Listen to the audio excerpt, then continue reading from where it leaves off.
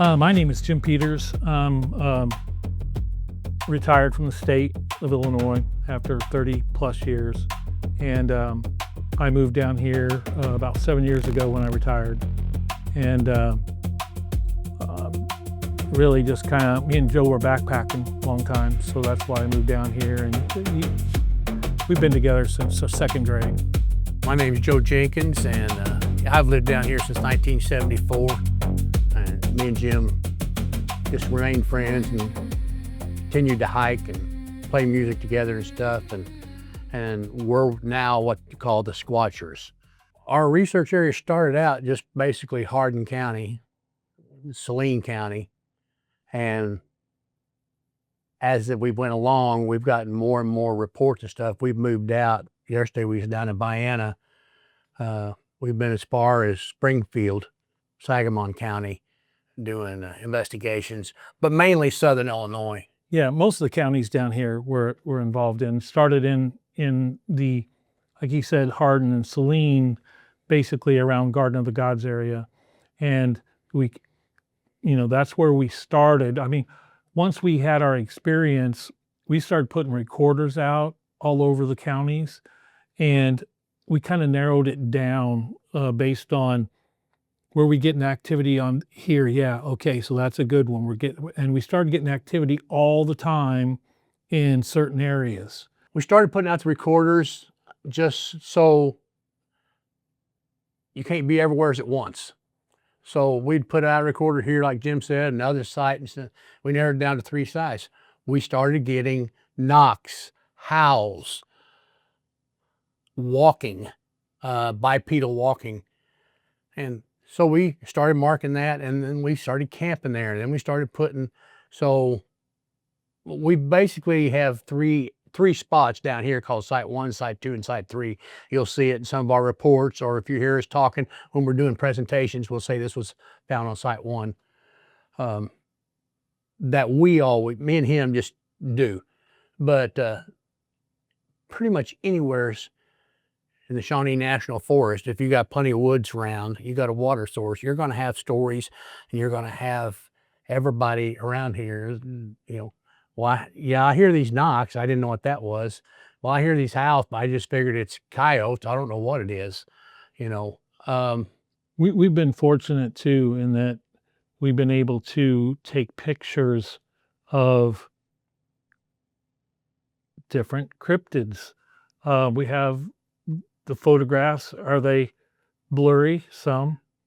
I mean, yeah, there's a blob squatch, but we were at Big Muddy about 4 years ago, and Dawn, who is a primatologist, was there looking at our pictures. We weren't presenting that year. We were just sitting at a table showing pictures.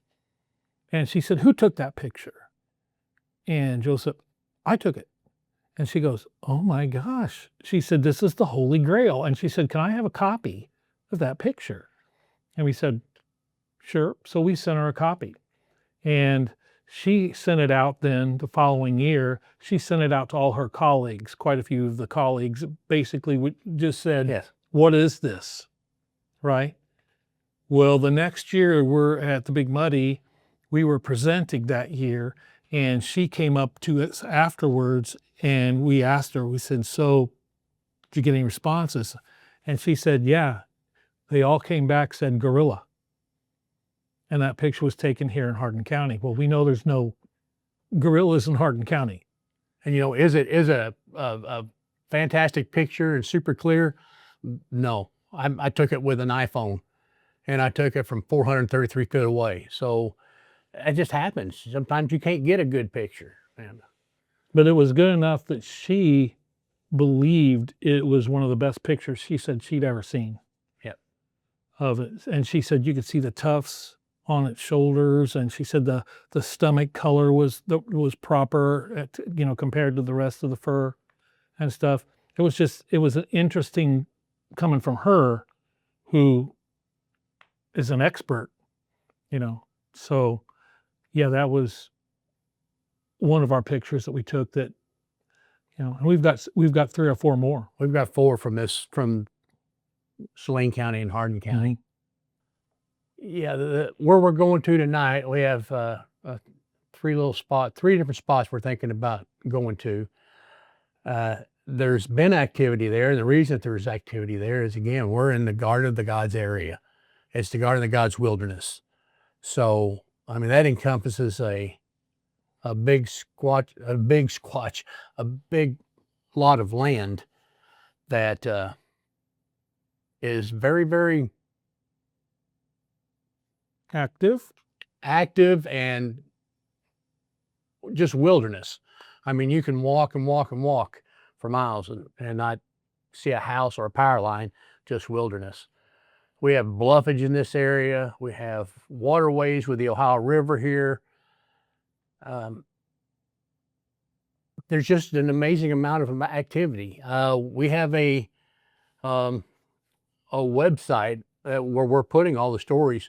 If you go there and check out Hardin County, you'll see all kinds of stories that's been reported to us.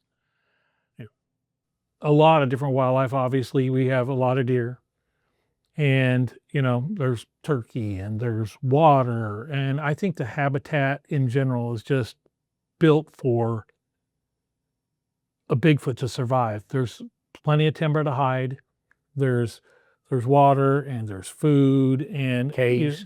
There's berries if they like to eat berries. I'm not sure exactly what they eat, but there are berries. There's deer. There's tons and tons of different kinds of animals around here that they can catch. I don't think they mess around with big cats, but there's big cats down here too. But so yeah, the area is just ripe with it, and it's ready, and there's not a lot of people. I think this whole county, how many people?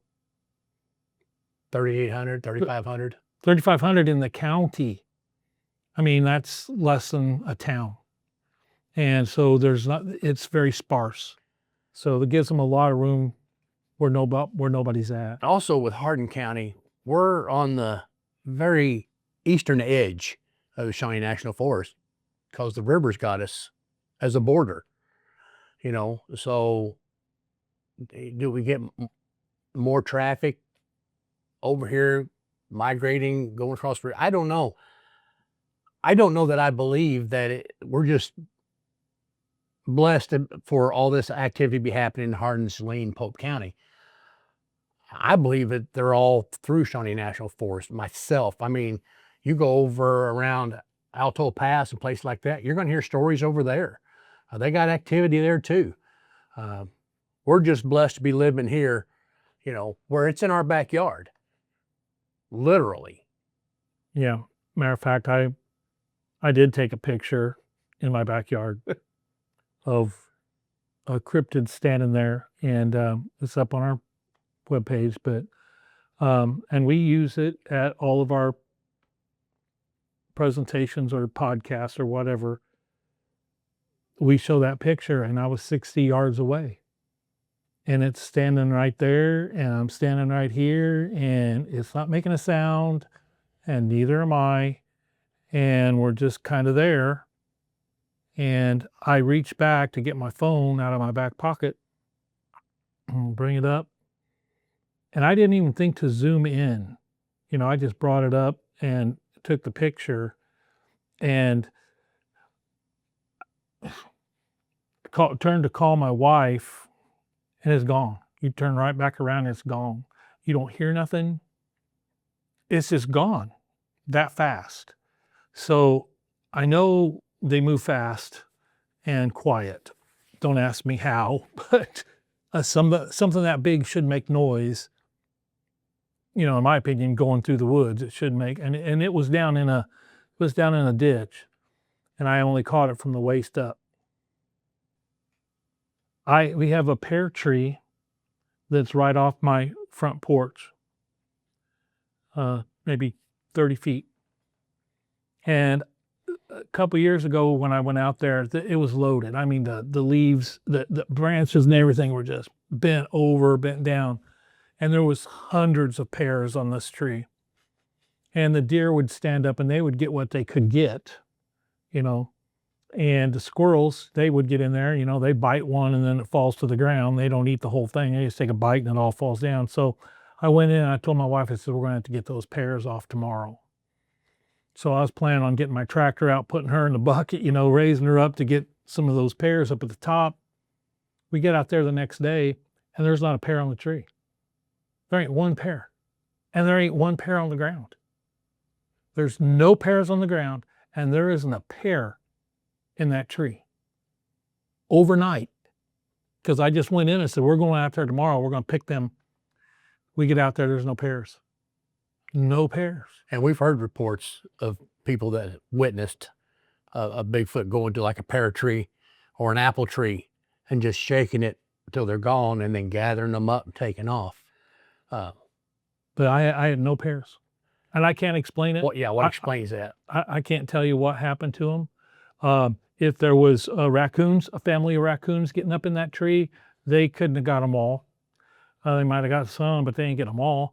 And they'd still leave a mess on the ground. Underneath this tree, there was nothing. There was no pears on the ground. There was no pears in the tree. And those branches were weighted down. I have no idea what happened there. Everybody's entitled to their opinion.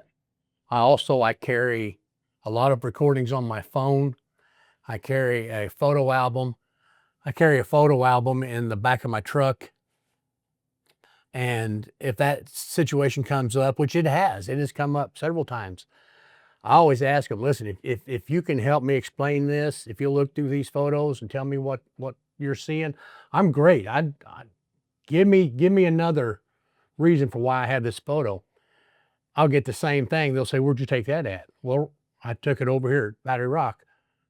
In Hardin County? Yeah, and they usually walk away confused, and that's okay because I didn't believe until we were in our late 50s and we had our experience.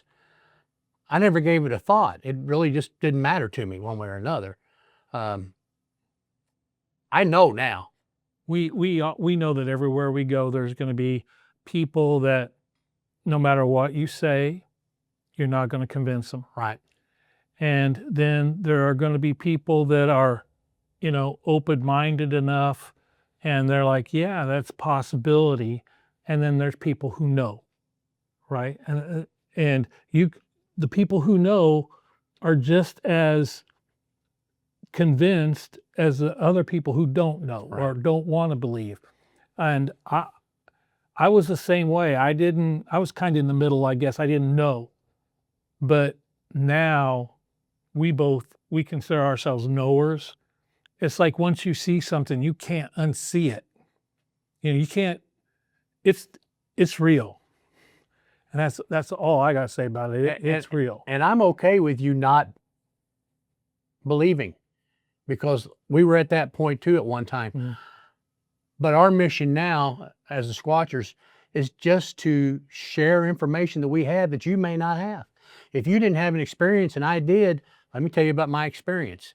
You still don't have to believe it, but it gives you an idea. So next time you hear a knock when you're sitting out on your front porch, you have another idea what it might be besides, well, there must be somebody down there in a baseball bat hitting a tree. You know, you're giving them another thing that it could possibly be. And you could be talking to people that want so desperately to tell their story, but are afraid to.